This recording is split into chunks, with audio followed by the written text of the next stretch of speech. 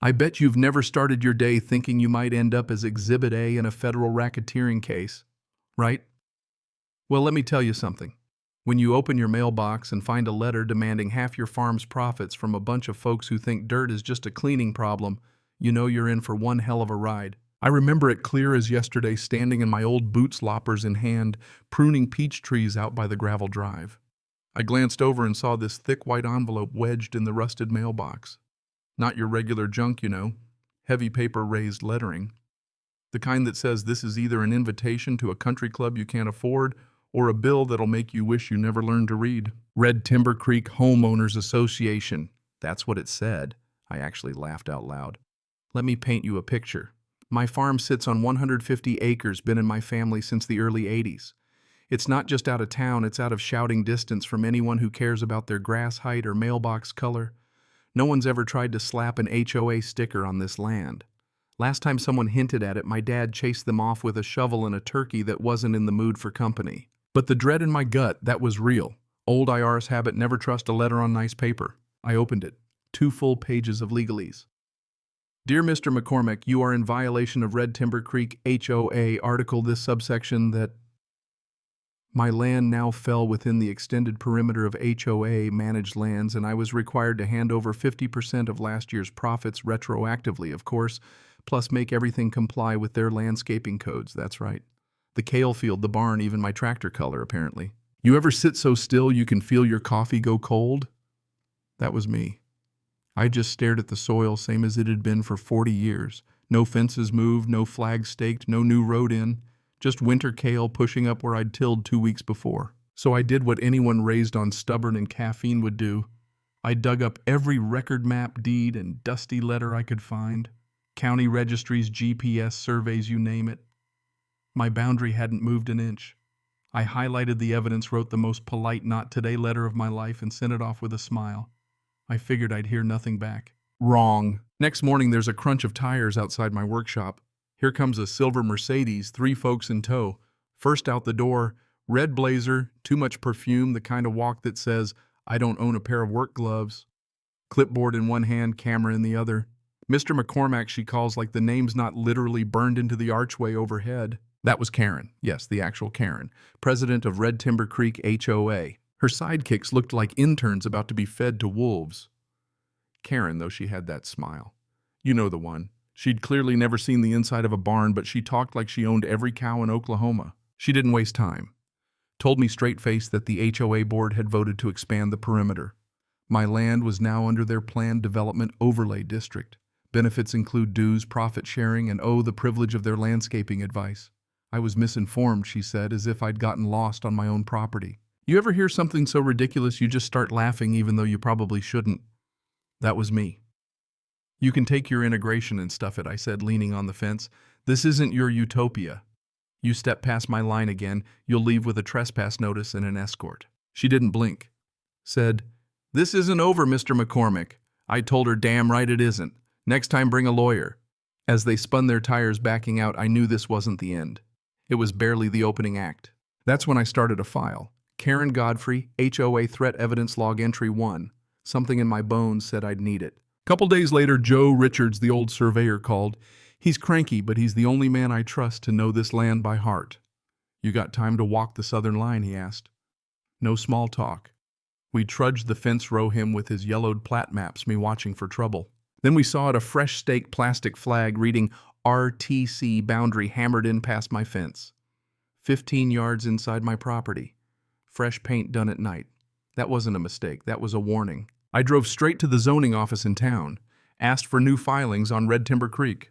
And there it was, a slick new map, preliminary approval, with my land conveniently annexed as rural inclusion.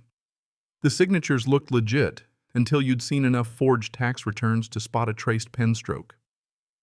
Red Timber Holdings, LLC, a company that didn't even exist, not in any business registry. And the names on the form's county employees sort of... Someone had copied signatures from old government forms. Sloppy, but almost convincing. I called a friend at the tax commission. Cross-checked the signatures. Bingo. Forgeries plain as day. By then I'd built a binder thick as a phone book, photos of fake stake scans of the maps, handwriting analysis, the works. My lawyer Ellis, mean as a snake ex-military, took one look and grinned. "They're not bluffing," he said.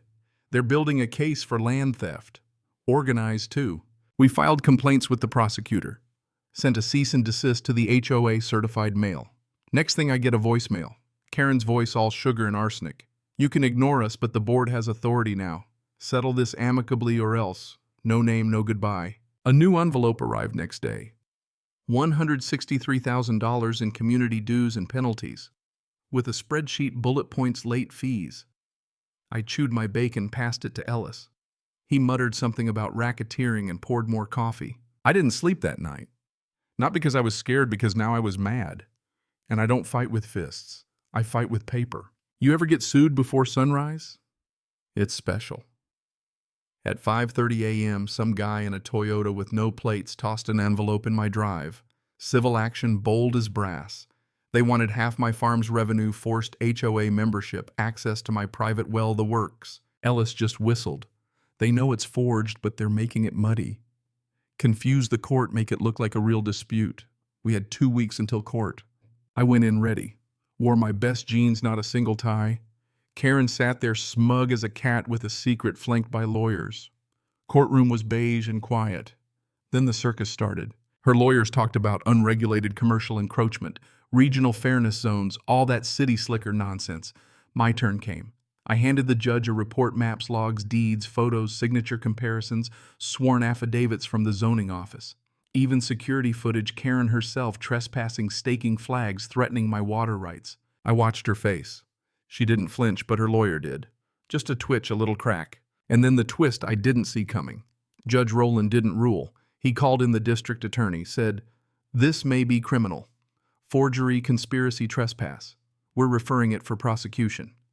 Karen piped up, still trying to sound like she was in control. Judge looked at her like she'd cussed in church. "You submitted false documents under a fake company. This is no longer a civil court." Just like that, court adjourned. Outside neighbors and a local reporter waited. I didn't say a word, just drove home. But I didn't get far. My foreman Miguel texted, "They hit us." No details, just dread. I sped home, heart in my throat. There by the lower field I saw it. Irrigation lines slashed. Not a careless cut, deliberate, surgical. Water pooling into frost, useless. Miguel shook his head. "Happened last night. Cameras, nothing.